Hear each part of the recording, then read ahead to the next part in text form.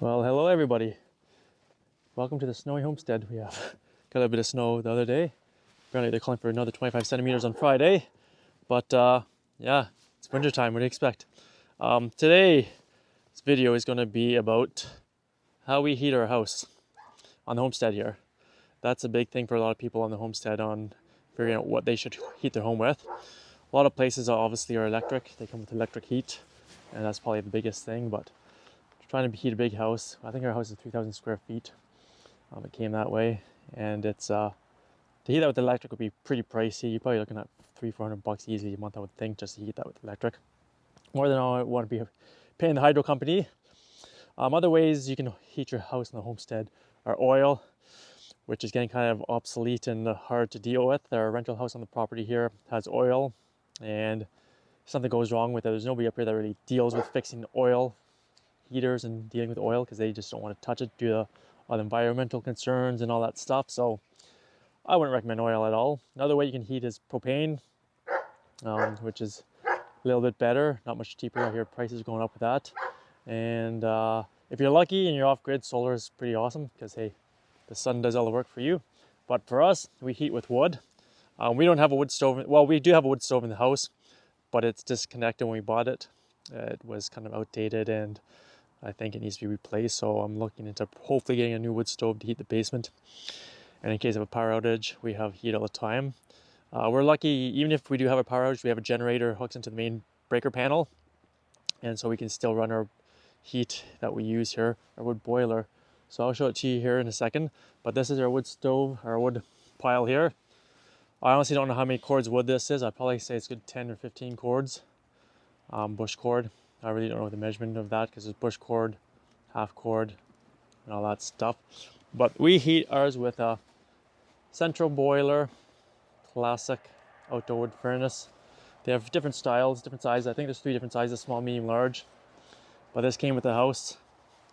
It's I think brand new they're between $10,000 and $15,000, but in the long run, it'll pay for itself. You know, within probably 5 years, I'd say, if you're comparing it to electric heat. The bonus here on our property is, as most of you guys know, we have a lot of acreage, 75 acres.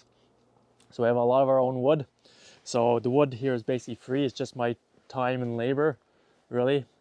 I bought a new chainsaw this year, so that helped pound through a lot of wood fast. But this is the wood we're using this year.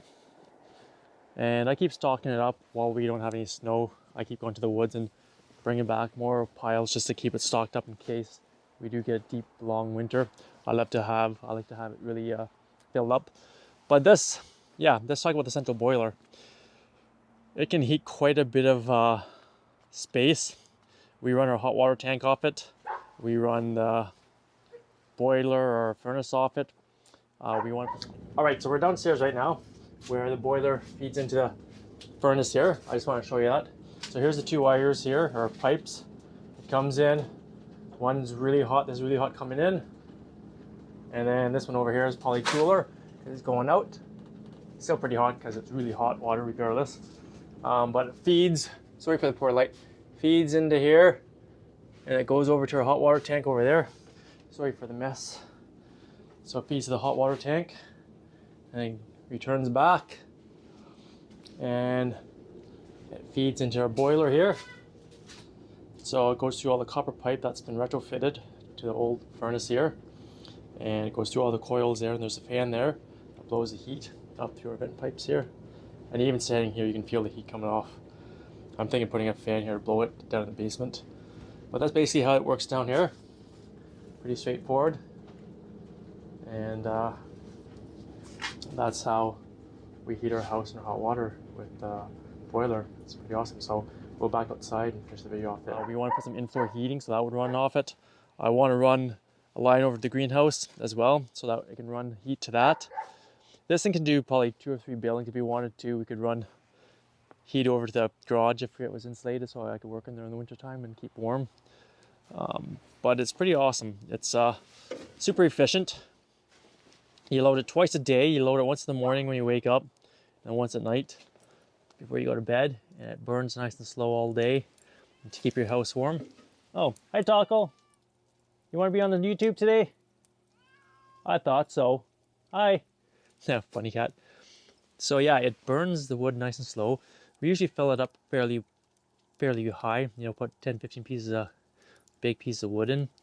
When it's warmer out, you know, in the early fall, we're putting cheaper wood in, like pine and things that burn faster, but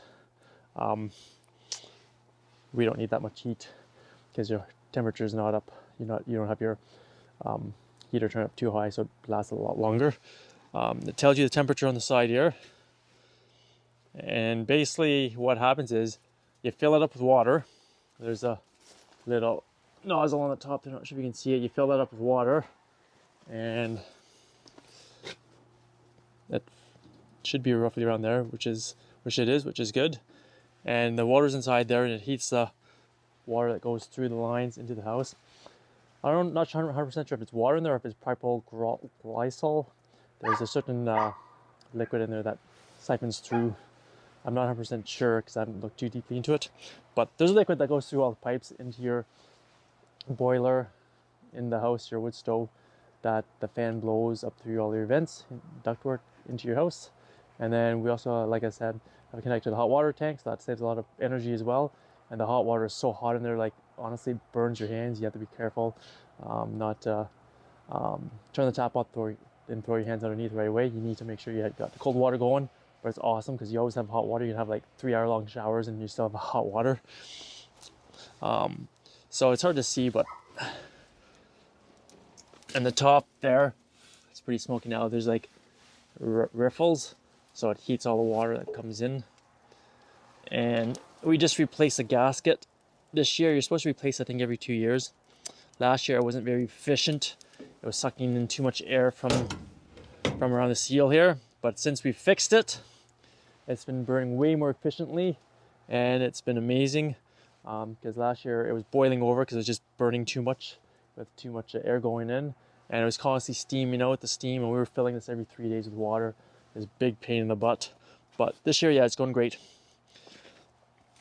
And there's another style they have too, called gasification. It's got 3 chambers in it, so it basically burns everything and burns super clean. So it burns the wood on the top, then I think it sucks the wood and ash down. It burns again, super high temperature. And then when it blows at the top, you're left with basically nothing, no smoke. It burns really clean. So here's the wood here again, I'll show you. So I usually like to keep it stocked up to here right now, but four-wheelers hasn't been working properly. It's only working up to 2nd gear, so I don't want to pull too much weight with it right now. But over here as well, we have more wood too. So we like using this cheaper, crappier wood here. You know, it's almost like punky almost. We'll use a lot of deadfall for the early burning season and keep a really good hardwood for the deep burning, so it deep winter, so it burns a lot better. So there you go, guys. I just want to show you our heating system for the house. We love it. I would never go back to any other heat. Maybe wood stove, but for heating your whole home on a cheap budget, after you've bought it, it's well worth your time and effort to get one of these bad boys. So thanks for watching, guys. Hope you enjoyed that quick little video, and we'll see you guys out there. Have a great day.